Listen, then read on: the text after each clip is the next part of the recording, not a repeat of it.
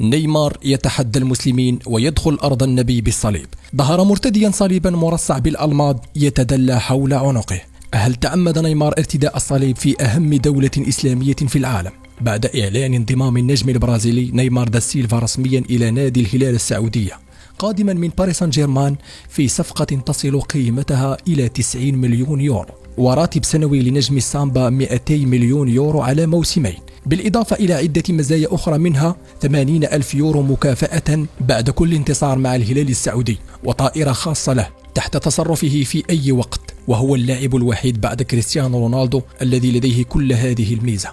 كذلك سمح له بالعيش مع شركته رغم منع ذلك في السعودية، ومنزل ضخم مجهز بشكل كامل، ولديه طاقم مختص بخدمته على مدار 24 ساعة، و500 ألف يورو مقابل كل منشور عبر انستغرام بشأن الدعاية للكرة والرياضة السعودية والدولة بشكل عام. فما زالت المملكة العربية السعودية تواصل استقطاب أبرز النجوم في كرة القدم في العالم إلى نواديها لتعزيز الدوري السعودي وتطويره. كان أول ظهور للاعب البرازيلي أثناء استقباله في مطار الرياض، حيث نقلته طائرة خاصة يمتلكها الأمير الوليد بن طلال، مرتديا قلادة يتدلى منها صليب ضخم مرصع بالألماظ يتوسط صدره، وسجل فيديو قال فيه: هيا بنا إلى الرياض، ما أثار جدلا واسعا بين المغردين السعوديين بشكل خاص. فلم يكن وصول نجم نيمار دا سيلفا هو الحدث الأبرز، بل كان صليبه الضخم الذي وضعه حول عنقه.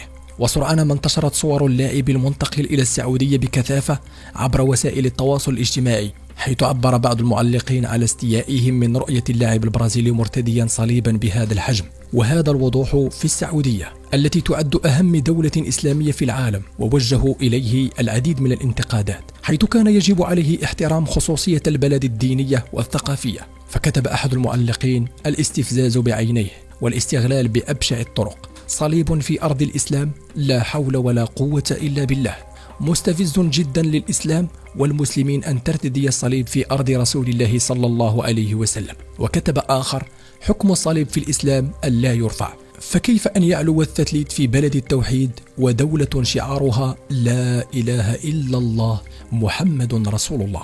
وفي المقابل هناك أيضا إشادة بمجاهرة اللاعب بإيمانه المسيحي في كل مكان يذهب إليه، وخاصة بعد سياسة الانفتاح التي قام بتوليها العهد السعودي الأمير محمد بن سلمان، والتي شكلت نقلة كبيرة ونوعية واستثنائية في تاريخ المملكة. كل هذه الأصعدة وفي كل المجالات، ومن المرجح أن تتقدم المملكة العربية السعودية التي استضافت جارتها قطر كأس العالم الماضي مقترحا بتنظيم البطولة مستقبلا، بينما زاد الجدل بعد أن قامت قناة جزائرية بنشر صورة للنجم البرازيلي في حين أزالت الصليب الذي يرتديه في الصورة باستخدام برنامج لتعديل الصور الفوتوشوب، وأثارت الصورة جدلا كبيرا وانتقادات في مواقع التواصل الاجتماعي، حيث قال أحدهم متسائلا: لماذا إخفاء الصليب بالفوتوشوب؟ وأضاف آخر: وعلى إيش استعملتم الفوتوشوب لمسح الصليب؟ ولكن ما علاقة بضل المشاري بمحمد بن سلمان؟ ورسالتي من هذا المكان وهذا المنبر إلى خادم الحرمين وإلى ولي عهده وإلى من ولاه الله أمرنا في هذه البلاد أن يتقوا الله. الشيخ بدر نادر المشاري داعية إسلامية سعودي وإمام جامع حطين بالحرس الوطني بالرياض، ولد عام 1973 في العاصمة السعودية. تخرج من كلية الشريعة من جامعة الإمام محمد بن سعود الإسلامية، وحصل على شهادة الماجستير من بيروت، ثم نال درجة دكتوراه. عمل رئيسا لقسم التوعية والإرشاد بالحرس الوطني سابقا، ثم تفرغ للدعوة، حيث لهم محاضرات ودروس ومشاركات دعوية، ومن خلال سلسلة من برامج التلفزيونية تتلمذ على يد تلة من العلماء في المملكة العربية السعودية، منهم الشيخ عبد العزيز بن باز، والشيخ محمد بن صالح العثيمين، والشيخ صالح الفوزان، والشيخ عبد الرحمن بوراك، والشيخ عبد الله الجبرين. إلا أنه تأثر فكريا بشكل كبير بشيخه عبد الرحمن البوراك، الذي عرف بفتاويه المتشددة والمثيرة للجدل، مثل تحريم الانتخابات وتحريم قيادة المرأة للسيارة وجواز الخروج على القذافي وغيرها الكثير.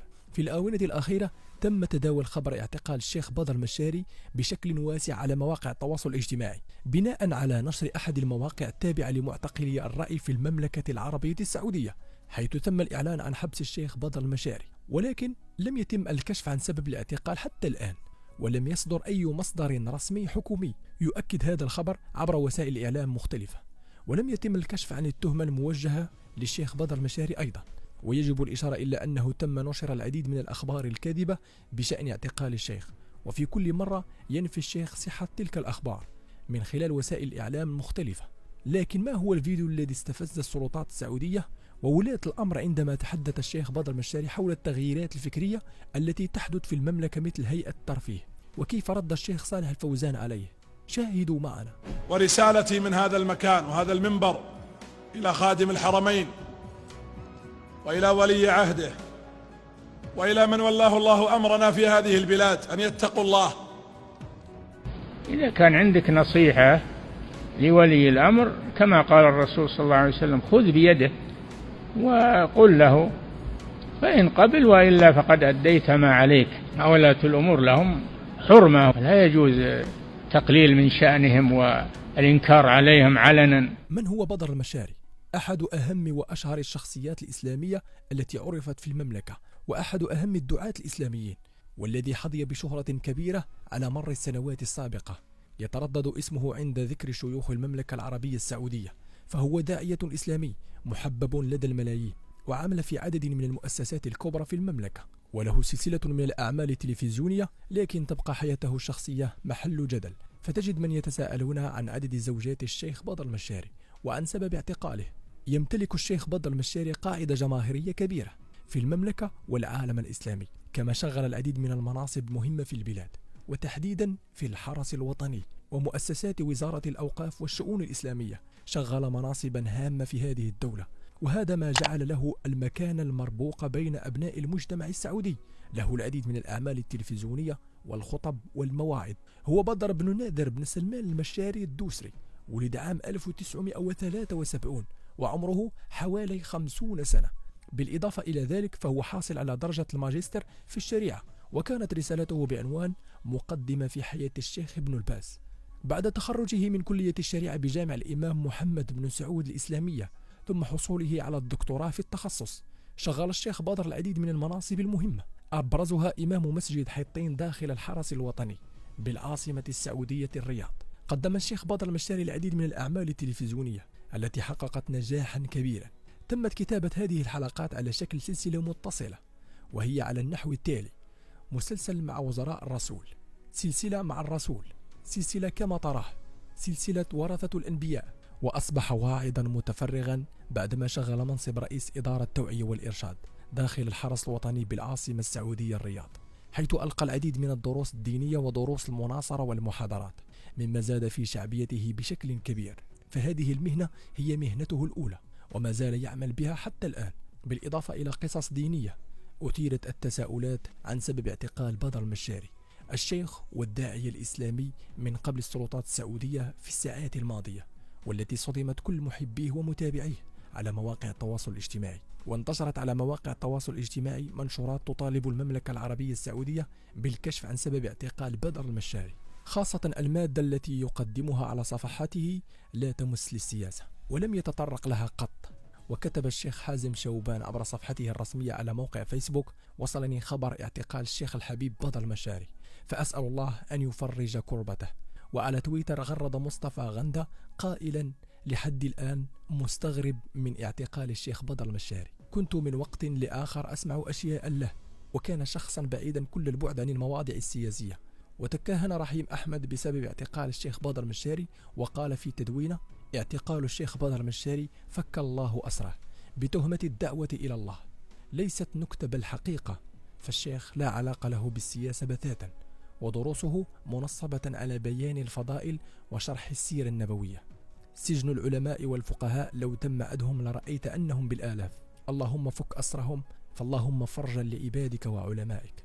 وحتى الآن لم يصفح المسؤولين في المملكة العربية السعودية عن سبب اعتقال الداعية بدر المشاري أو حتى حقيقة القبض عليه، ولم يصدر بيان رسمي عن السلطات السعودية تعلق فيه على الأنباء المتداولة بشأن اعتقال الشيخ بدر المشاري، رغم قوة الأنباء المتداولة التي تزعم اعتقاله. هذا والله تعالى أعلى وأعلم، وصلى الله وسلم وبارك على حبيبنا محمد صلى الله عليه وسلم. دمتم في رعاية الله وأمنه، والسلام عليكم ورحمة الله وبركاته. مشاهدينا الكرام، لا تنسى الإعجاب بالفيديو والاشتراك في صفحتنا الرسمية ليصلكم كل ما هو جديد.